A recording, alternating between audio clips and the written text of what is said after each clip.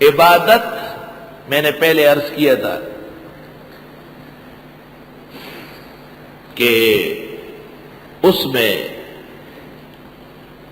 تین چیزیں ملحوظ ہوتی ہے، ایک عینا، دوسری کیفا اور تیسری کم۔ عین کیف کم جب اس میں ملحوظ ہو تو اس سے عبادت بنے گی۔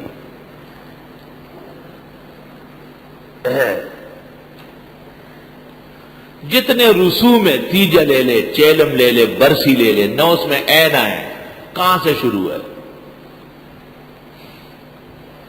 بدعتیوں کے صلاۃ والسلام آپ ان سے پتہ کریں کیفا، آپ یہ کیسے پڑھتے ہیں؟ تو الصلاۃ والسلام علیک یا رسول اللہ، اب تک پڑھا گیا، اب ناقص ہو گیا، اب اس میں ڈال دیا یا سیدی یا رسول اللہ۔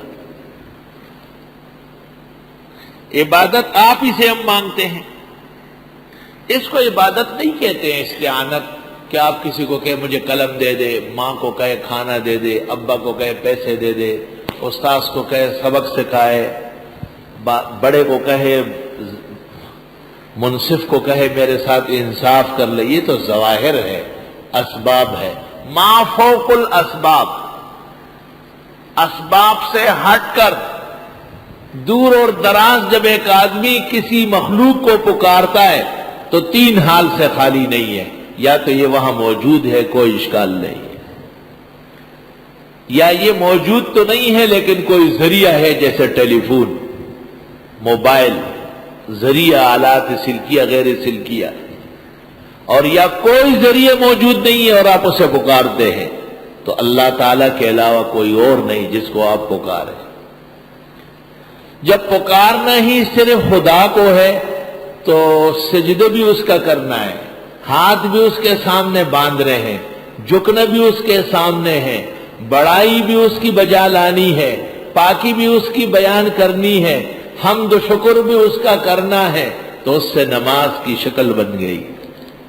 پاکی طہارت کے ساتھ آپ 2 رکعت پڑھتے ہیں، عظمت خدا سے لے کر اخیر تک اللہ تعالیٰ کی عظمت کے ترانے پڑھ رہے ہیں آپ۔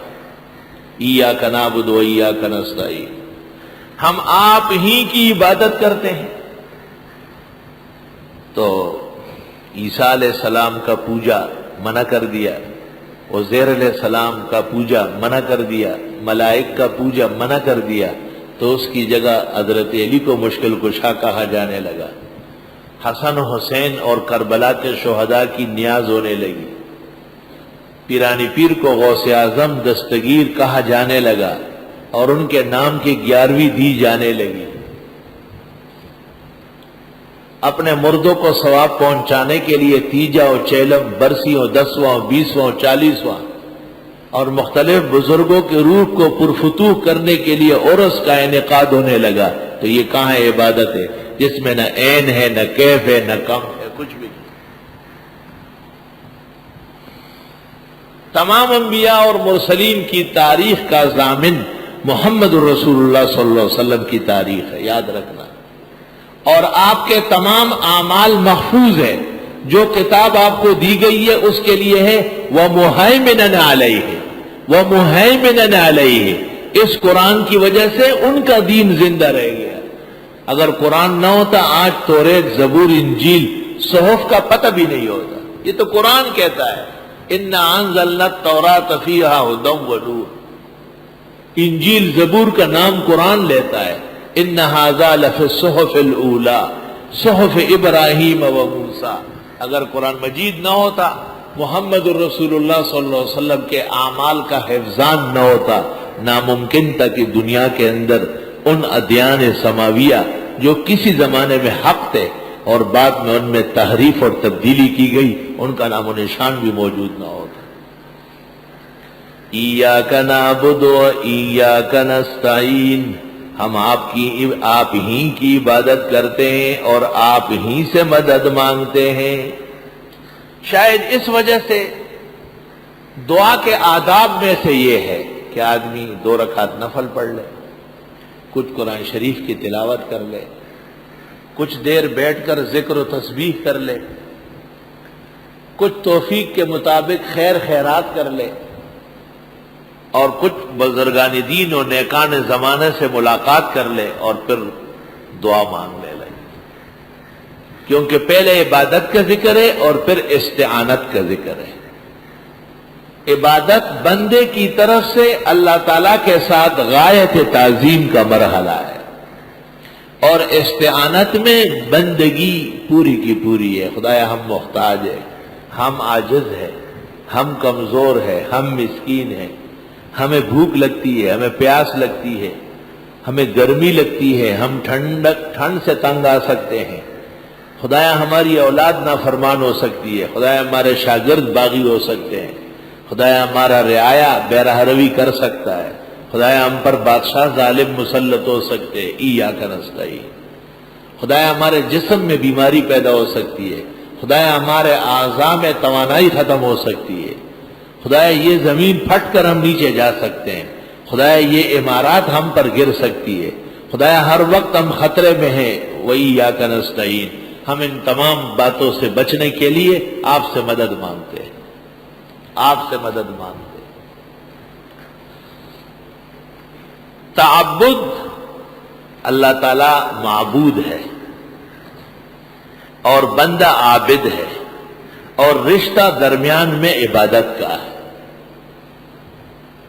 حدیث میں ہے وَلَا يَزَالُ الْعَبْدُ يَتَقَرَّبُ إِلَيَّ بِالنَّوَافِلِ، بندہ اتنے نوافل پڑھ لیتا ہے کہ میرے قریب ہو جاتا ہے۔